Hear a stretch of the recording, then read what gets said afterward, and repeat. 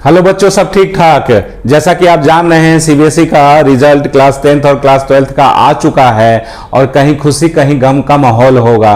तो ऐसा मैंने इसलिए कहा कि कुछ बच्चे पास हुए होंगे, कुछ फेल भी हुए होंगे, है ना। तो आज हम लोग चर्चा करेंगे जो बच्चे फेल हो गए हैं उनके बारे में कि क्या उनको करना है, कैसे प्रोसेस अप्लाई करना है जिससे वो पास कर सकते हैं। अब बच्चों के मन में ये चल रहा होगा कि आरटी लिख के आया है या कंपार्ट लिख के आ रहा है तो क्या मेरा एक साल बर्बाद हो जाएगा, क्या मेरा मतलब जो फ्यूचर है वो अंधकार में डूब जाएगा, क्या हम आईआईटी जेईई का जो सपना देख रहे थे उसके लिए एलिजिबल नहीं होंगे। तो इन सभी तमाम क्वेश्चन का जो जवाब है वो हम लोग इस सेशन में देखेंगे, सीखेंगे। ठीक है, सीबीएसई का रिजल्ट आया है तो इससे रिलेटेड सारा कंटेंट आपको इस चैनल पे मिल जाएगा और ऑथेंटिक, क्योंकि मैं 15 वर्षों से मैथ पढ़ा रहा हूं। परफेक्ट मैथमेटिक्स क्लासेस मेरा इंस्टीट्यूट है पटना बोरिंग रोड में, आप दाखिला ले सकते हैं। उसका चर्चा बाद में करेंगे, पहले इसको समझ लीजिए कि क्या है। तो हम एक सैंपल लेके चल रहे हैं क्लास 12th का कि क्लास 12th में बच्चों को जो आरटी कंपार्ट आया है उसको कैसे क्लियर करेंगे, उसका मतलब क्या हुआ। ठीक है, तो देखिए दो सिनारियो बनेगा आपका। जैसे क्लास 12th के बच्चों का हम ले रहे हैं, क्लास 12th स्टूडेंट। ठीक है, अब क्लास 12th का स्टूडेंट होगा तो वो 5 सब्जेक्ट लेके एग्जाम दिया होगा या 6 सब्जेक्ट लेके एग्जाम दिया होगा। एडिशनल पेपर भी बच्चे रख के एग्जाम देते हैं। ठीक है, मोस्टली स्टूडेंट्स 5 पेपर लेके ही एग्जाम देता है। तो इसके बारे में हम लोग सबसे पहले 5 वाला को देखते हैं कि 5 सब्जेक्ट, अगर कोई बच्चा 5 सब्जेक्ट लेके एग्जाम दे रहा है, ठीक है, 5 सब्जेक्ट लेके एग्जाम दे रहा है, ऐसे नंबरिंग कर लो 5, 1, 2, 3, 4 और ये 5 सब्जेक्ट उसने रखा सीबीएसई बोर्ड में और 5 सब्जेक्ट रखा और उसको दे के एग्जाम लिखा। अब मान लीजिए कि किसी एक सब्जेक्ट में, फलाना कोई सब्जेक्ट में, कोई भी सब्जेक्ट में अगर उसको आरटी आ गया, ठीक है, आरटी लिखा हुआ उसके रिजल्ट में आ रहा है। ठीक है, आरटी का मतलब क्या होता है, रिपीट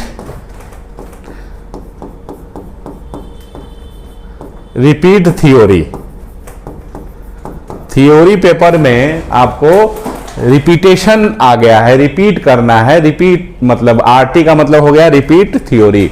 ठीक है, किसी एक पेपर में अगर आरटी लिखा हुआ आया है तो ओवरऑल जो रिजल्ट हुआ, ओवरऑल जो रिजल्ट उस बच्चे का लिखा हुआ क्या आएगा, ओवरऑल रिजल्ट क्या आएगा बच्चा बताओ, गेस करो और हमको कमेंट्स बॉक्स में लिख के बताओ कि ओवरऑल रिजल्ट क्या होगा इस बच्चे का जो 5 सब्जेक्ट लेके एग्जाम दिया है और किसी एक सब्जेक्ट में, किसी भी एक सब्जेक्ट में वो आरटी लगा हुआ, लिखा हुआ आ रहा है। आरटी मतलब क्या हुआ है, एक तरह से ये फेल ही हुआ है ना। तो ओवरऑल रिजल्ट उसका फेल होके आएगा। क्या आएगा उसका ओवरऑल रिजल्ट जो होगा वो फेल होके आएगा। अगर कोई बच्चा 5 सब्जेक्ट में एग्जाम दिया और 5 में किसी एक में आरटी लिखा हुआ है तो उसका ओवरऑल रिजल्ट फेल है, उसको कंपार्ट देने की जरूरत है। ठीक है, उसको कंपार्ट देना पड़ेगा, कंपार्टमेंट एग्जाम देना पड़ेगा। क्या देना पड़ेगा, कंपार्टमेंट एग्जाम देना पड़ेगा, जो कि जून में इसका फॉर्म निकलेगा, जून में फॉर्म निकलेगा और जुलाई में इसका एग्जाम हो जाएगा कंपार्टमेंट का, जुलाई में एग्जाम होगा। ठीक है, किसका, तो ये कंपार्टमेंट का। क्लियर, इतना तक आपको समझ में आया। फिर से मैं समझा देता हूं कि अगर कोई बच्चा है 5 सब्जेक्ट लेके एग्जाम दिया है, 5 सब्जेक्ट कंपलसरी होता है। ठीक है, आपका जो मार्क्स बनता है उसी 5 सब्जेक्ट का जो आप ऑब्टेन करते हैं मार्क्स को, उसी सब्जेक्ट का ऐड करके, इन सारे 5 सब्जेक्ट को ऐड करके आपका मार्क्स बनता है, एग्रीगेट बनता है। ठीक है, तो 5 सब्जेक्ट क्या हो गए, एक तरह से आपको कंपलसरी हो गया और किसी एक में आप फेल हो गए तो रिजल्ट क्या हो गया, फेल हो गया। ठीक है, तो अब प्रश्न ये उठता है कि ये जो रिजल्ट फेल आ गया ओवरऑल, तो क्या इसको कैसे दूर किया जा सकता है, तो इसकी भी चर्चा करते हैं। ठीक है, अब देखो तुम्हारा रिजल्ट फेल है तो तुम आइदर क्या करो कि जो जुलाई में एग्जाम होगा कंपार्टमेंट का उसको निकाल लो, उसमें पास कर जाओ, तो आपका फिर रिजल्ट क्या आ जाएगा, इसी साल जुलाई में जो आएगा 2025 में ही ये हो जाएगा, आपको पास आ जाएगा। फिर रिजल्ट क्या आपका आ जाएगा, इसकी एग्जाम को दे के अगर जुलाई वाला एग्जाम क्लियर करते हैं, ठीक है, तो आपका जो रिजल्ट आएगा वो फिर पास करके आ जाएगा और नया रिजल्ट आपको आ जाएगा। नया जो पास करके रिजल्ट आएगा उसका मार्क्स ऐड करके आपको एक नया रिजल्ट मिल जाएगा। ठीक है, इतना दूर तक अगर बच्चा मान लीजिए कि जो जुलाई में एग्जाम होंगे उसमें बच्चा अगर पास नहीं किया तो उसको 2026 में जो बच्चे बैठेंगे उसके साथ एग्जाम लिखना पड़ेगा और इस पेपर को क्लियर करना पड़ेगा आरटी वाला को, तभी उसका 12th क्लियर माना जाएगा, 12th होगा। ठीक है, समझ में आ गया इतना दूर तक कि 5 सब्जेक्ट वाला का किसी एक में भी आरटी आएगा तो उसको एग्जाम देना ही पड़ेगा और कोई उपाय नहीं है, कंपार्टमेंट क्लियर करना पड़ेगा। ठीक, अब हम लोग ऐसे ऑप्शन को लेते हैं कि कोई बच्चा अगर 6 सब्जेक्ट लेके एग्जाम दिया है और उसको आरटी आता है तो क्या सिचुएशन बनता है। ठीक है, अब देखिए कोई बच्चा 6 सब्जेक्ट लिया है, ठीक है, 6 सब्जेक्ट लेके एग्जाम दिया है तो 5 तो मेन होंगे, 1 2 3 4 5, ये जो होगा वो मेन सब्जेक्ट होगा, मेन सब्जेक्ट, ये मेन सब्जेक्ट होगा 5। ठीक है, आई बात समझ में। और एगो कोई एडिशनल पेपर होगा, एडिशनल सब्जेक्ट होगा,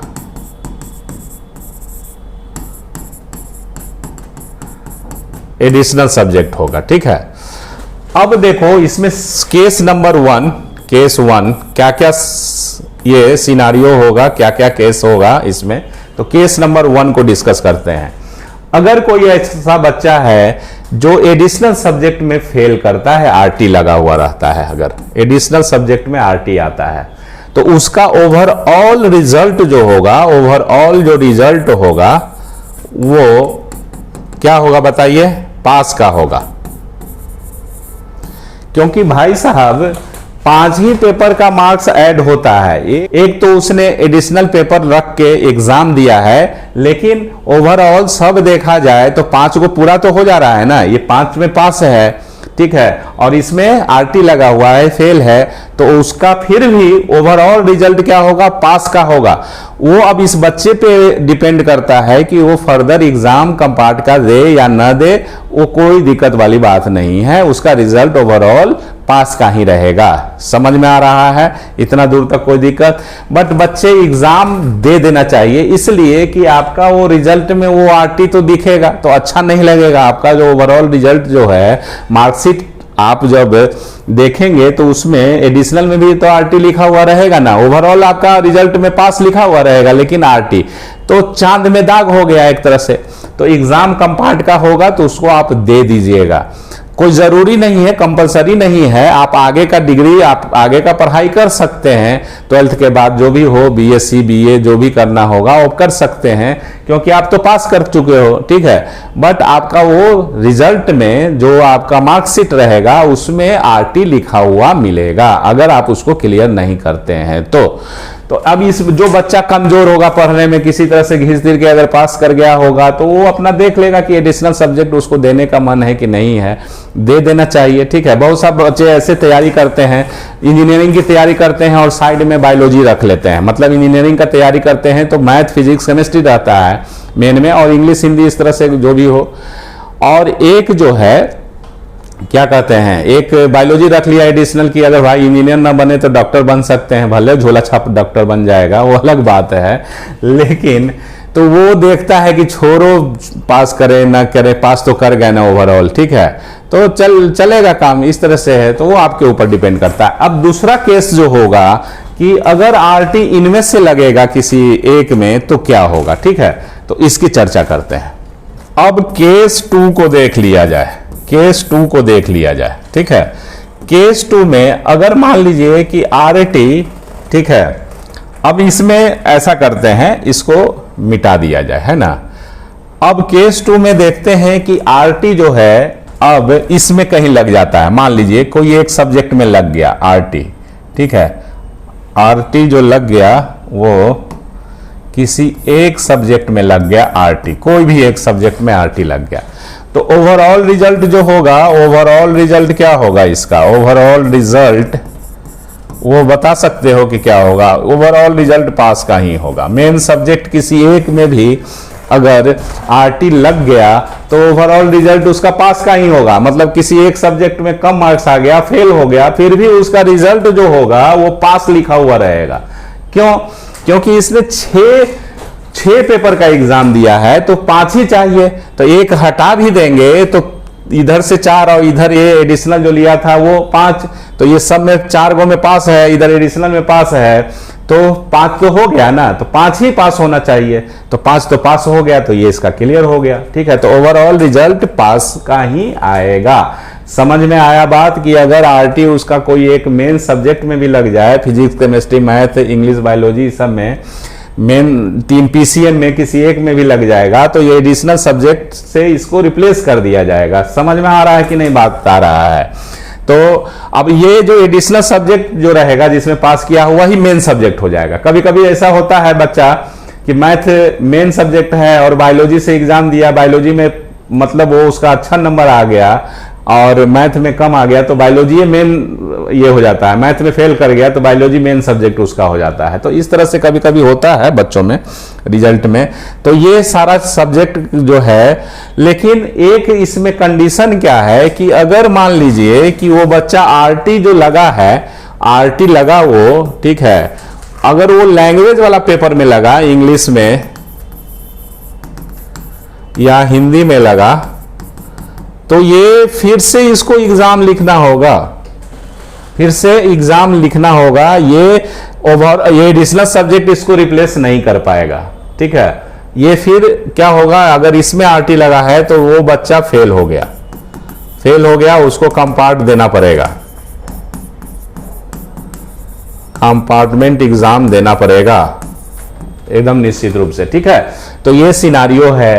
केस थर्ड को डिस्कस करते हैं। ठीक है, अब मान लीजिए कि कोई एक सब्जेक्ट में आरटी है, उसमें फेल हो गया, माने आरटी लग गया, कोई एक सब्जेक्ट में आरटी लग गया, कोई एक और सब्जेक्ट में आरटी लग गया, मतलब कहने का मतलब 2 में आरटी लग गया, 2 सब्जेक्ट में आरटी आ गया उसका लिखा हुआ। ठीक है, और एडिशनल में वो पास है, इसमें पास है। ठीक है, तो क्या ऐसे बच्चे जो होंगे वो पास कहलाएंगे कि फेल कहलाएंगे और उनको क्या करना होगा? ठीक है, तो देखो टोटल सब्जेक्ट कितना चाहिए भाई पास करने के लिए? 5 गो। ठीक है, इसमें 6 गो है, 6 में से 2 हटा दो, 2 में फेल कर गया है, फिर भी 4 ही ना बचा। अच्छा, ये 5 गो पास करना, तो 5 गो तो पूरा हो नहीं रहा है। इसका मतलब है कि ओवरऑल रिजल्ट इसका जो हुआ वो फेल का हो गया। ओवरऑल रिजल्ट जो इसका हुआ वो फेल का हो गया। ओवरऑल रिजल्ट जो हो गया वो फेल का हो गया। समझ में आ रहा है ना? ओवरऑल रिजल्ट क्या हो गया? फेल का हो गया। ठीक है, तो इसको कंपार्ट देना ही पड़ेगा, कंपार्टमेंट एग्जाम देना ही पड़ेगा। इसका फेल हो गया और कंपार्ट लिख के आएगा अगर रिजल्ट में, तो इसका मतलब है कि कंपार्टमेंट एग्जाम जो जुलाई में होगा वो इसको देना पड़ेगा इस बच्चे को। ठीक है, अब देखिए कि कंपार्टमेंट एग्जाम देता है ये बच्चा। मान लीजिए कि कंपार्टमेंट एग्जाम दिया, कंपार्टमेंट एग्जाम ये बच्चा लिखा। ठीक है, और इसने 2 सब्जेक्ट में फेल है, ये आरटी लगा हुआ है। अब किसी एक सब्जेक्ट में पास हो गया, एक सब्जेक्ट में ये पास हो गया। ठीक है, पास, एक सब्जेक्ट में पास हो गया, एक सब्जेक्ट में फेल रहा, एक सब्जेक्ट में फेल रहा, नहीं पास कर पाया। ठीक है, तो इसका ओवरऑल रिजल्ट जो होगा वो क्या होगा? अब बताओ, देखो मैथ टाइप से बता रहे हैं, ओवरऑल रिजल्ट जो होगा वो क्या हो जाएगा? इसका ओवरऑल रिजल्ट जो होगा बाबू, अब देखो के गो सब्जेक्ट में टोटल पास हो गया, पहले से 4 गो में पास था, 6 गो में 2 गो हटा दो, 4 गो में पहले से पास था।